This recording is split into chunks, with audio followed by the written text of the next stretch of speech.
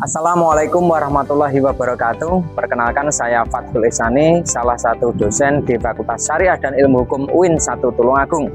Pada kesempatan hari ini kita akan menyajikan video pembelajaran dalam mata kuliah Fikih Muamalah Kontemporer. Selamat menyaksikan. Baik, teman-teman semuanya, Assalamualaikum warahmatullahi wabarakatuh. Waalaikumsalam warahmatullahi wabarakatuh.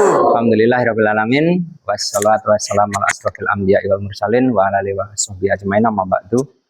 Kawan-kawan semuanya, mengawali perkuliahan pada pagi yang cerah ini, kita buka dengan bacaan Al-Quran. Semoga agenda kita pagi hari ini diberikan kelancaran dan mendapat bimbingan ridha dari Allah Subhanahu wa taala. Amin. Al-Fatihah.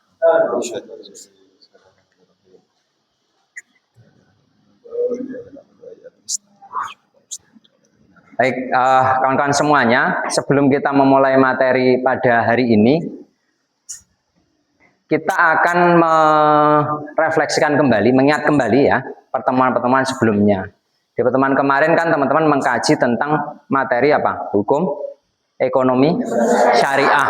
Ya, hari ini kita akan memperdalam tentang fikih muamalah kontemporer. Loh, apa Pak bedanya fikih muamalah dengan hukum ekonomi syariah? Ya, jadi ini kita lebih mengarahnya muamalah ini sama, muamalah sama hukum ekonomi syariah itu sama. Sama-sama prinsipnya pakai muamalah. Kalau istilahnya apa ya?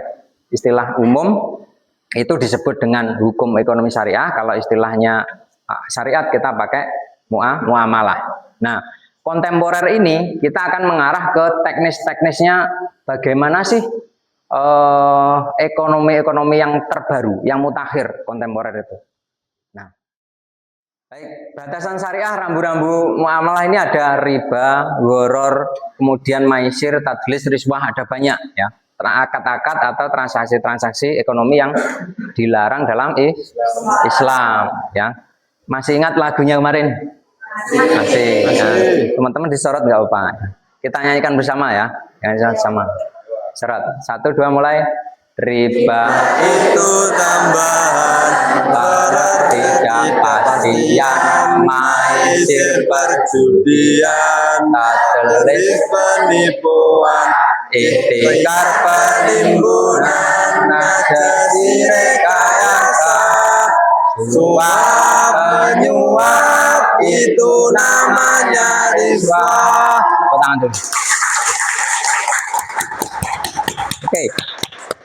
Di antara 7 transaksi yang dilarang dalam Islam ya, ini kita tahu adanya riba, gharar, maisir, terus kemudian tadlis, termasuk sampai suap menyuap. Ini adalah transaksi-transaksi yang dilarang dalam Islam.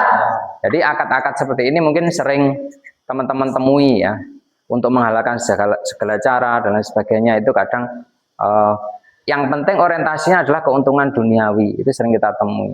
Makanya sebagai calon pakar-pakar sarjana hukum Islam ya, kita harus tahu, bisa membedakan mana yang riba, mana yang bukan, mana yang gharar, mana yang tadlis dan lain sebagainya.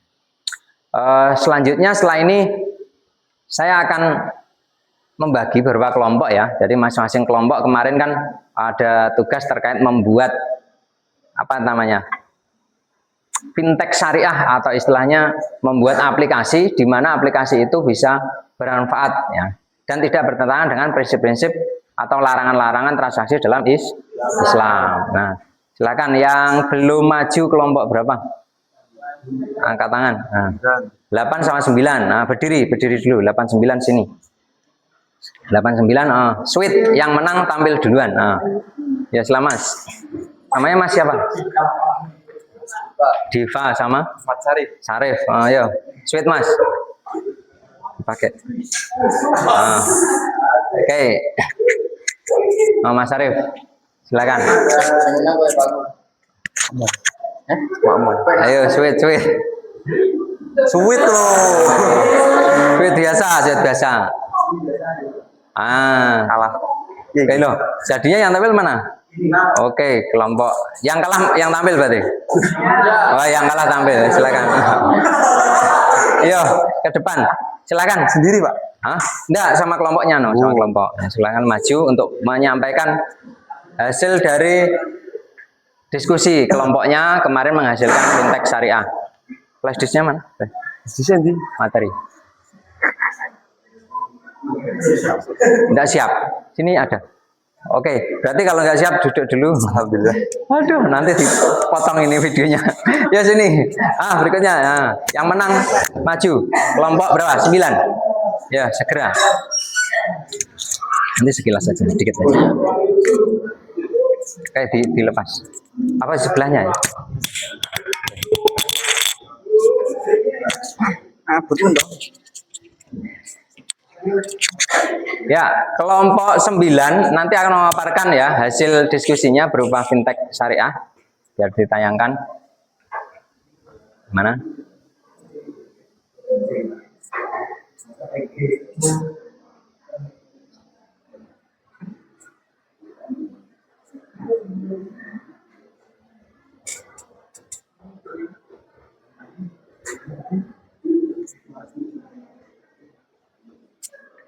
Nah, ini contohnya, nanti yang presentasi berdiri ya.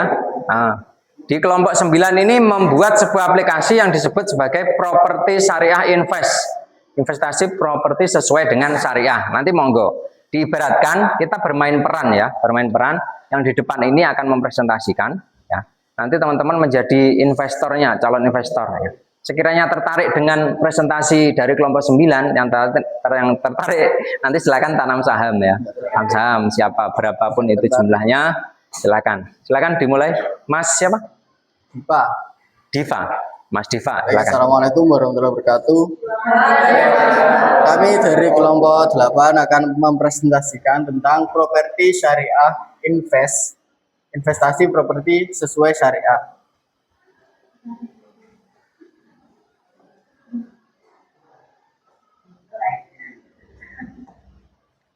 Ini manual sini aja. Nah. Apa itu properti syariah invest? Properti syariah invest adalah platform investasi digital eksklusif yang dikelola oleh perusahaan untuk memfasilitasi pemegang saham dalam mendanai proyek properti real.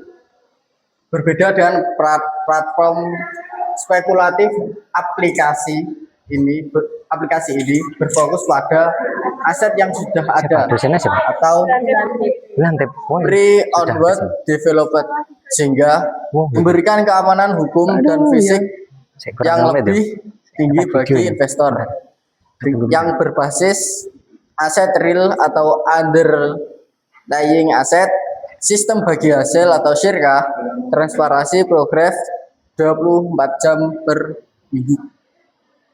Nah, kemudian alur kerja investasi aplikasi. Yang pertama, bisa kita lihat yang pertama adalah penawaran proyek. Perusahaan menawarkan berbagai proyek properti syariah unggulan melalui dashboard aplikasi. Distribusi keuntungan. Pasca penjualan atau penyewaan, keuntungan dibagikan sesuai nisbah akad yang telah disepakati. Oke, coba yang terakhir, apa sekiranya yang bisa ditawarkan untuk kepada para investor? Nah itu tadi, jaminan itu kah? Terus, simulasi yang ini bagi hasil tadi. Silakan. Ya silakan, siapa gantian?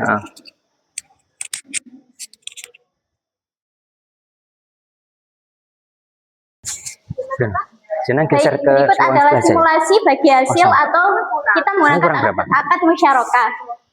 Pertama adalah modal perusahaan, yaitu modal dari kami itu 2 miliar. Sedangkan nantinya pada modal dari investor itu 3 miliar.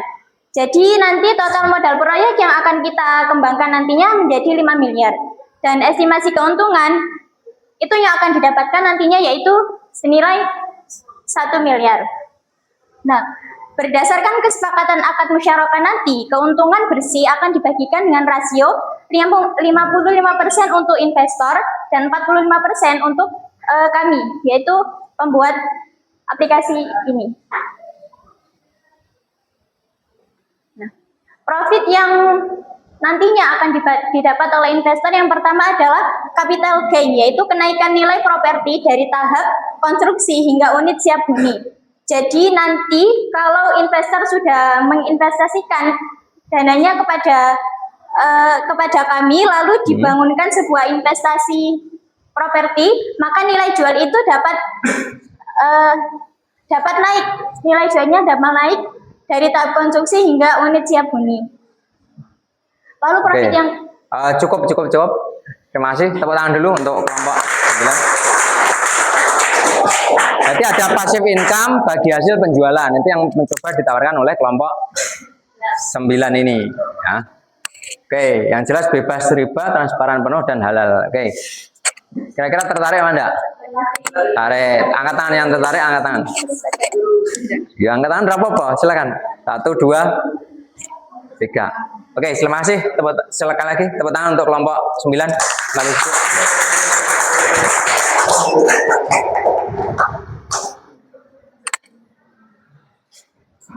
Baik. Dari apa yang disampaikan tadi, ya, yang namanya fikih kontemporer itu harusnya seperti itu. Jadi mengadopsi bagaimana aplikasi-aplikasi itu bisa lebih disukai para kalangan sekarang, pebisnis, tentunya juga tidak bertentangan dengan prinsip-prinsip ekonomi Islam. Oke, sebagai penutup, kita coba geser.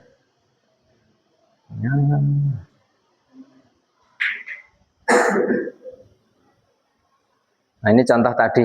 Seperti halnya di pertemuan sebelumnya saya contohkan tentang dropshipper, pay letter, kripto, itu pernah ya.